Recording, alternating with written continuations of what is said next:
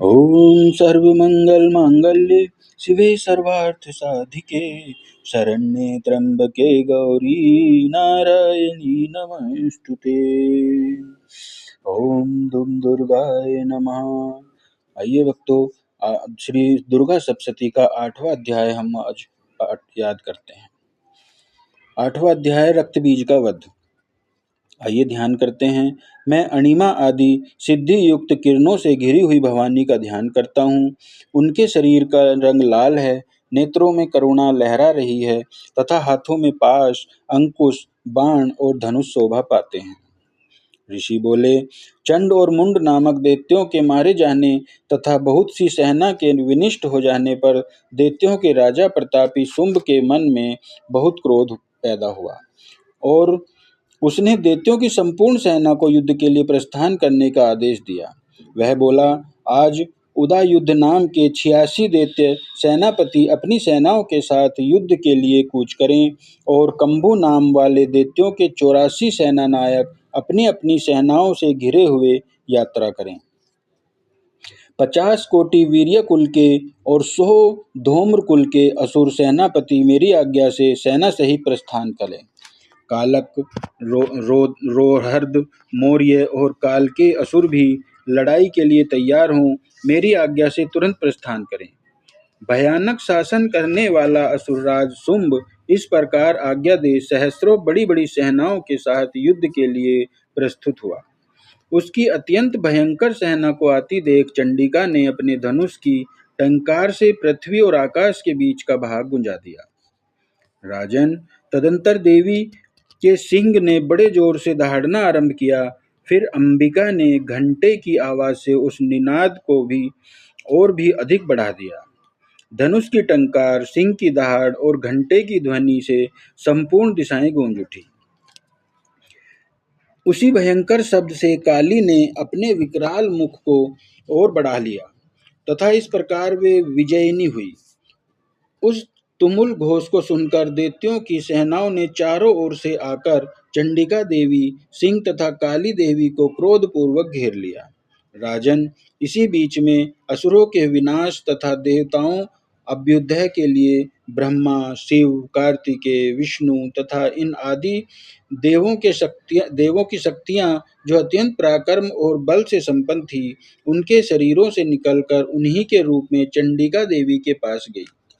जिस देवता का जैसा रूप, वैसी वेशभूषा और वैसी सवारी है, ठीक वैसे ही साधनों से संपन्न हो उसकी शक्ति असुरों से युद्ध करने के लिए आई। सबसे पहले हंस युक्त विमान पर बैठी हुई अक्षसूत्र और कमंडलू से शोभायमान ब्रह्मा जी की शक्ति उपस्थित हुई, जिसे ब्रह्माणी कहते हैं। महादेव जी की शक्ति वृषभ पर आरूढ़ हो, हाथों में श्रेष्ठ त्रिशूल धारण किए, महानाग का कंकण पहने, मस्तक में चंद्र रेखा से विभूषित हो वहां पहुंची। कार्तिकेय जी की शक्ति रूपा जगदम्बिका उन्हीं का रूप धारण किए श्रेष्ठ मयूर पर विराजमान हो, हाथ में शक्ति लिए दैत्यों से युद्ध करने के लिए आई। इसी प्रकार भगवान विष्णु की शक्ति गरुड़ पर आरूढ़ हो शंख, चक्र, गदा, सारंग, धनुष तथा खड्ग धारण किए वहां आई। अनुपम यज्ञ वराह का रूप धारण करने वाले श्री हरि की शक्ति भी वराह शरीर धारण करके वहां उपस्थित हुई। नरसिंह शक्ति भप नरसिंह के सदृश शरीर धारण करके वहां आई। उसकी गर्दन के बालों के झटके से आकाश के तारे बिखर पड़ते थे। उसी प्रकार इंद्र की शक्ति वज्र हाथ में साधे गजराज ऐरावत पर आसीन हो आई। उसके सहस्र नेत्र थे, जैसा इंद्र का रूप है वैसा ही उसका भी था। तदंतर उन देव एवं देव शक्तियों से घिरे हुए महादेव जी ने चंडिका से कहा, मेरी संतुष्टि के लिए तुम शीघ्र ही इन असुरों का विनाश करो। तब देवी के शरीर से अत्यंत भयानक और परम उग्र चंडिका शक्ति उत्पन्न हुई और सैकड़ों गीदड़ियों की भांति शब्द करने लगी। उस अपराजिता देवी ने धूमिल जटा वाले महादेव जी से कहा, भगवान, आप शुंभ निशुंभ के पास दूत बनकर जाइए और उन अत्यंत घमंडी दानव शुंभ एवं निशुंभ से कहिए, साथ ही उनके अतिरिक्त भी जो दानव युद्ध के लिए वहां उपस्थित हों, उनको भी यह संदेश दीजिए। दैत्यो, यदि तुम जीवित रहना चाहते हो तो पाताल को वापस चले जाओ। इंद्र को त्रिलोक्य का राज मिल जाए और देवता यज्ञ भाग का भोग करें। यदि अपने बल पर घमंड से चूर तुम युद्ध करना चाहते हो तो आओ, मेरी योगिनियां तुम्हारे कच्चे मांस से तृप्त हों। क्योंकि उस देवी ने भगवान शिव को दूत के कार्य में नियुक्त किया था, इसीलिए वह शिवदूती के नाम से संसार में विख्यात हुई। भगवान शिव के मुख से देवी के वचन सुनकर वे महादैत्य भी क्रोध से भर गए और जहाँ कात्यायनी विराजमान थी उस ओर बढ़े। इसके बाद दैत्य क्रोध में भरकर पहले ही देवी के ऊपर बाण, शक्ति, दृष्टि आदि अनेकों अस्त्रों की वर्षा करने लगे। तब देवी ने भी खेल खेल में ही धनुष की टंकार की और उससे छोड़े हुए बड़े बड़े बाणों द्वारा दैत्यों के चलाए हुए बाण, शक्ति और फरसों को काट डाला। फिर काली उनके आगे होकर शत्रुओं को शूल प्रहारों से विदीर्ण करने लगी और खड़वांग से उनका कचूमर निकालती हुई रणस्थली में विचरने लगी। ब्रह्माणी भी जिस जिस ओर जाती उसी उसी ओर अपने कमंडलू का जल छिड़क कर शत्रुओं के ओज और पराक्रम को नष्ट कर देती थी। महेश्वरी ने त्रिशूल से तथा वैष्णवी ने चक्र और अत्यंत क्रोध में विहल हुई कुमार कार्तिकेय की शक्ति ने दैत्यों का संहार आरंभ किया। इंद्र शक्ति के प्रहार से आहत हो सैकड़ों दैत्य दानव रुधिर धारा बहाते हुए धराशायी हो गए। वराही शक्ति ने कितनों को अपनी थुतुंड की मार से नष्ट किया। दाढ़ों के अग्रिम भाग में कितनों की छाती फाड़ डाली तथा कितने ही दैत्य चक्र की चोट से विदीर्ण हो गए। नरसिंगी भी दूसरे दूसरे महादैत्यों को अपने नखों से विदीर्ण करके खाती और सिंहनाद से दिशाओं एवं आकाश को गुंजाती हुई युद्ध क्षेत्र में अबाध विचरने लगी। शिवदूती के प्रचंड अट्टहास से अत्यंत भयभीत हो कितने ही असुर पृथ्वी पर गिर पड़े। उन्हें शिवदूती ने उस समय अपना ग्रास बना लिया। इस प्रकार क्रोध में भरे मातृगणों को नाना प्रकार के उपायों से बड़े बड़े असुरों का मर्दन देख दैत्य सैनिक भाग खड़े हुए। मातृगणों से पीड़ित दैत्यों को युद्ध से भागते देख रक्तबीज नाम का महादैत्य कुपित हो युद्ध के लिए आगे बढ़ा। उसके शरीर से जब रक्त की बूंद पृथ्वी पर गिरती तब उसी के समान शक्तिशाली एक दूसरा महादैत्य पृथ्वी पर पैदा हो जाता। महाअसुर रक्तबीज हाथ में गदा लेकर इंद्र शक्ति के साथ युद्ध करने लगा। तब इंद्री ने अपने वज्र से रक्तबीज को मारा।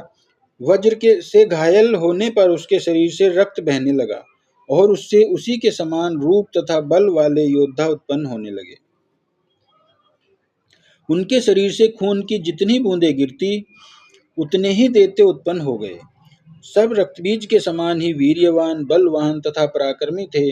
वे रक्त से होने वाले दैत्य भी अत्यंत भयंकर अस्त्र शस्त्रों का प्रहार करते हुए मातृगणों के साथ अत्यंत घोर युद्ध करने लगे। पुनः वज्र के प्रहार से जब उसका मस्तक घायल हुआ तो उससे रक्त बहने लगा, जिससे हजारों वैसे ही पुरुष उत्पन्न हो गए। वैष्णवी ने युद्ध में रक्तबीज पर चक्र का प्रहार किया तथा ऐन्द्री ने दैत्य सेनापति को गदा से चोट पहुंचाई। वैष्णवी चक्र से घायल वैष्णवी के क्षमा कीजिएगा वैष्णवी के चक्र से घायल होने पर उसके शरीर से जो रक्त बहा उससे उसी के बराबर आकार वाले सहस्रों महादैत्य प्रकट हुए। उनके द्वारा संपूर्ण जगत व्याप्त हो गया। कुमारी ने शक्ति से, वराही ने खड्ग से और महेश्वरी ने त्रिशूल से महादैत्य रक्तबीज को घायल किया। उन महादैत्य रक्तबीज ने भी क्रोध में भरकर गदा से सभी मात्र शक्तियों पर पृथक पृथक प्रहार किया। शक्ति और शूल आदि से अनेक बार घायल होने पर जो उसके शरीर से रक्त की धारा पृथ्वी पर गिरी, उससे भी सैकड़ों असुर उत्पन्न हुए। इस प्रकार उस महादैत्य के रक्त से प्रकट हुए असुरों द्वारा संपूर्ण जगत व्याप्त हो गया। इससे देवता आतंकित उठे। देवताओं को उदास देख चंडिका ने काली से शीघ्रतापूर्वक कहा, चामुंडे, तुम अपने मुख को और भी विस्तृत करो तथा मेरे शस्त्र पात्र से गिरने वाले रक्त बिंदुओं को, उनसे उत्पन्न होने वाले महादैत्यों को तुम अपने इस उतावले मुख से खा जाओ। इस प्रकार रक्त से उत्पन्न होने वाले महादैत्यों का भक्षण करती हुई तुम रण में विचरती रहो। ऐसा करने से उस दैत्य का सारा रक्त समाप्त हो जाने पर वह स्वयं ही नष्ट हो जाएगा। उन भयंकर दैत्यों को जब तुम खा जाओगी तो दूसरे नए दैत्य उत्पन्न नहीं हो सकेंगे। यूं कहकर चंडिका देवी ने सूल से रक्त बीज को मारा और काली ने अपने मुख में उसका रक्त ग्रहण कर लिया। तब उसने चंडिका पर गदा प्रहार किया, किंतु उस गदा पात्र से देवी को तनिक भी वेदना नहीं हुई। रक्त बीज के घायल शरीर से बहुत सा रक्त गिरा, किंतु जो ही वह गिरा तो ही चामुंडा ने उसे अपने मुख में ले लिया। रक्त गिरने से काली के मुख में महादैत्य उत्पन्न हुए, उन्हें भी वह चट कर गई और उसने रक्त बीज का रक्त पी लिया। तदंतर देवी के रक्त बीज को उसका रक्त चामुंडा ने पी लिया था। वज्र बाण खड़ग तथा रिष्टि आदि से मार डाला। राजन, इस प्रकार शस्त्रों के समुदाय से घायल एवं रक्तहीन हुआ महादैत्य रक्तबीज पृथ्वी पर गिर पड़ा। नरेश्वर, इससे देवताओं को अत्यंतिक हर्ष की प्राप्ति हुई और मातृगण उन असुरों के रक्तपात के मद से उद्यत होकर नाचने लगे। बोली अम्बे जगदम्बे माता तेरी सदा ही जय हो। ओम दुम दुर्गाय नमः। भक्तों, आप हमारे चैनल को सब्सक्राइब कीजिए, लाइक कीजिए और कमेंट कीजिए। जय माता दी, जय श्री लक्ष्मी।